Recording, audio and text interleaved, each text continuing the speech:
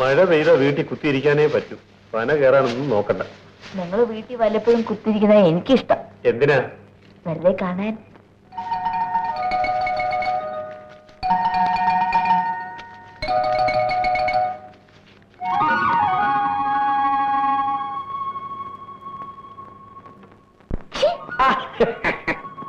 മഴ വരുന്നു, വേഗം ആവട്ടെ. ആ ശരിയാ, മഴ വന്ന് നനഞ്ഞു. വേഗമാട്ടെ വേഗമാട്ടെ വേഗമാട്ടെ.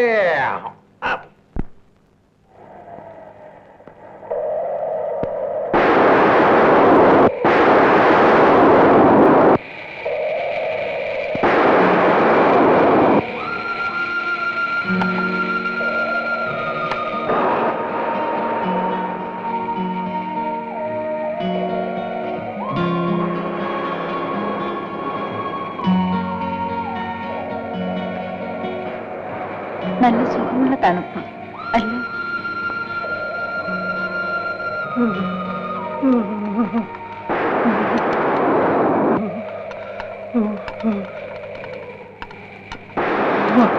എന്താ വിറയ്ക്കുന്നോ? വാദമായിരിക്കും, അതാണ് ഈ വിറ. അവൻ പറഞ്ഞ സത്യമായിരിക്കും. അതിനെന്താ ദേഷ്യപ്പെടുന്നത്?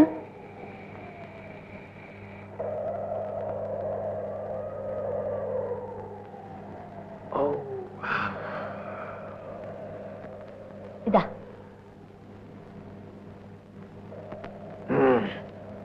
നല്ല ചൂട്, നല്ല രസം. സൂത്രമൊക്കെ മനസ്സിലായി. ഇനിയൊരു ഗ്ലാസ് കാപ്പി കൂടെ വേണം അല്ലേ? ആറ്റി മലവെള്ളം ഇറങ്ങി കാണും. ഇറങ്ങട്ടെ, അതിനെന്താ? എടീ, മലവെള്ളത്തിൽ എന്തൊക്കെ ഒലിച്ചിട്ട് നിനക്കറിയോ? ഈട്ടി, തേക്ക്, പശു, ആട്, ചക്ക. വേണ്ട വേണ്ട, നിങ്ങൾ അതൊന്നും പിടിക്കാൻ പോണ്ട. ഞാൻ പിടിച്ചെടുത്ത് തടിയോട് ഉണ്ടാക്കിയതാ ഈ കട്ടില്. തൽക്കാലം ഒരു കട്ടിലുണ്ടല്ലോ, അത് മതി. ഹേ, ഇതച്ചൂടെ വലിയൊരു കട്ടിലുണ്ടാക്കണം. ഇത് രണ്ടുപേർ കിടക്കാൻ പോരാ. ഞാൻ എത്ര പ്രാവശ്യം താഴെ വീണു നിനക്കറിയോ? അതെങ്ങനെ ഉറങ്ങി കഴിഞ്ഞാൽ നിനക്ക് വല്ല ബോധമുണ്ടോ?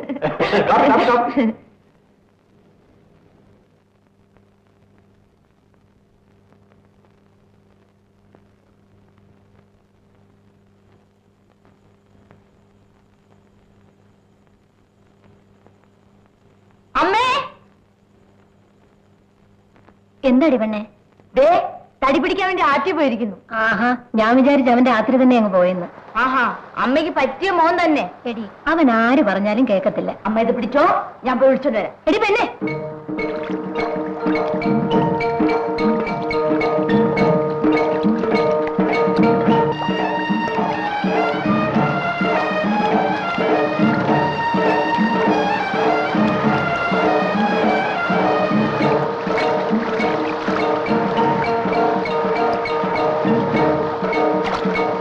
കണ്ടു മുഖമടക്കൊന്നും വേണ്ട.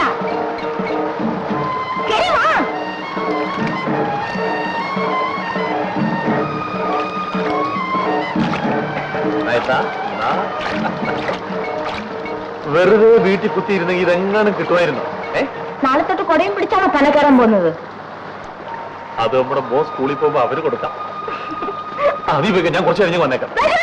ഇത്രയ്ക്ക് മതി, ഇനി വീട്ടിൽ പോവാനേ. നല്ല ഉണക്കത്തേങ്ങയാ.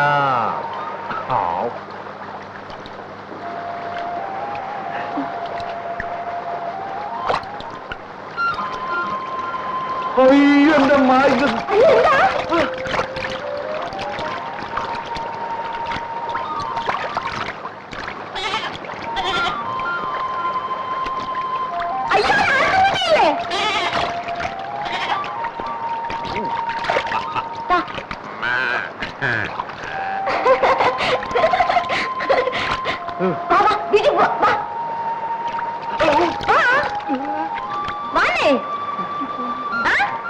കൊണ്ടുപോയി പൊട്ടിച്ചതാ. ഒരു കാര്യം ചെയ്യ്, രാത്രി വരെ ഇവിടെ ഇരുന്നിട്ട് പിന്നീട് വീട്ടിൽ വന്നാൽ മതി. ഞാൻ പോന്നു.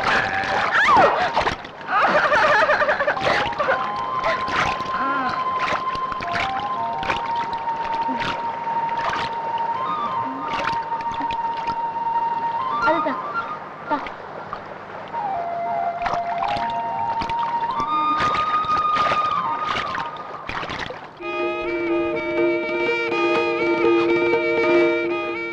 എന്താ തന്നെ?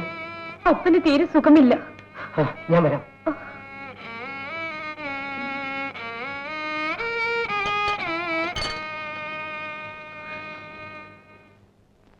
ഒരു 2000 രൂപ കൊടുത്താൽ നേശമണിക്ക് ആ ജോലി കിട്ടും. ശമ്പളം കിട്ടിക്കഴിഞ്ഞാൽ കുറേശ്ശെ അങ്ങോട്ട് തിരിച്ചടച്ചോളാം. ദയവ് ചെയ്ത് 2000 രൂപ തന്നെ എന്നെ സഹായിക്കണം. വസ്തു വിൽക്കാനുണ്ടെങ്കിൽ ഞാനത് വാങ്ങാം, അല്ലാതെ യാതൊരു ഏർപ്പാടും എനിക്കില്ല. വസ്തു ഒന്നുമില്ല, ഞാനും മോനും കൂടെ വേല ചെയ്ത് വീട്ടിക്കൊള്ളാം. ജോലി ചെയ്യാനോ? എപ്പോഴാ പനയുടെ മുകളിൽ നിന്ന് വീണ് ചാവുന്നതെന്ന് ആർക്കറിയാം? പിന്നെ ഞാൻ ആരോട് ചോദിക്കും? എനിക്ക് എന്തെങ്കിലും ഈട് തരണം. ഈടൊന്നുമില്ല. എന്നാ പൊക്കോളൂ, പൊക്കോളൂ.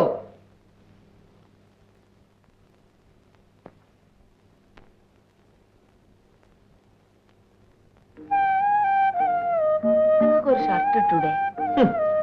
ആ കല്യാണത്തിന്റെ അന്നൊരു ഷർട്ട് ഇട്ടതിന്റെ പാട് എനിക്കും ദൈവത്തിന് മാത്രം അറിയാം.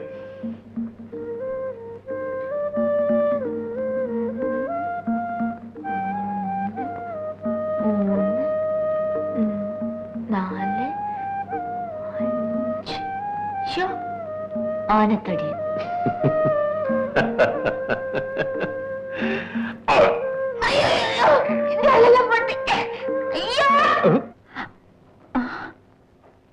മുത്ത, വേഗം വാ, അകത്തുകൊണ്ടേ കിടത്താം. പതുക്കെ.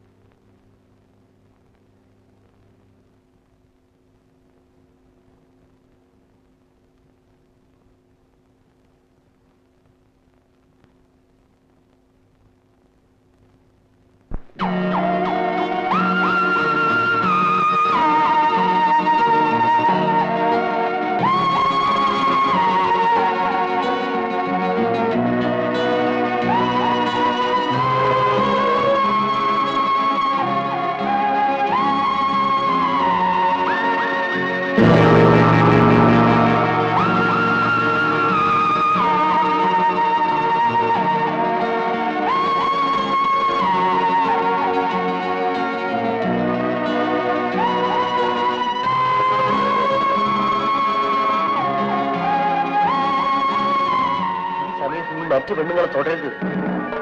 മനസ്സിൽ പോലും മറ്റു പെണ്ണുങ്ങളെ കുറിച്ച് ചീത്തയായി വിചാരിക്കരുത്. എങ്കിൽ അതിന്റെ ദോഷം കമലത്തിനും അവളുടെ വയറ്റിൽ കിടക്കുന്ന കൊച്ചിനുമായിരിക്കും.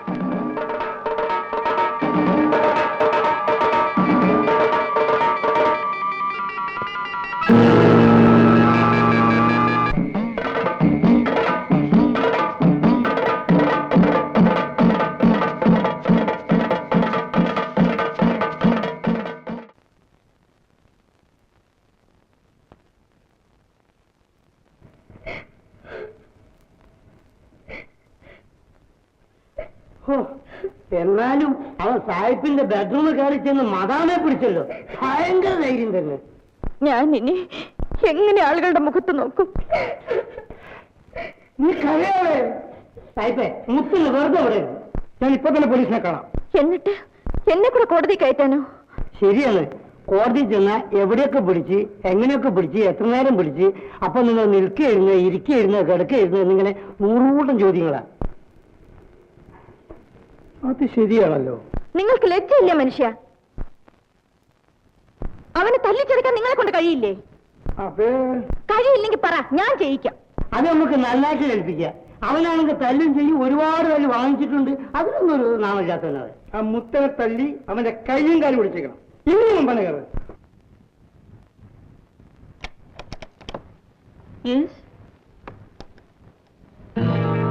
മിസ്റ്റർ കെന്നത്തുണ്ടില്ലേ?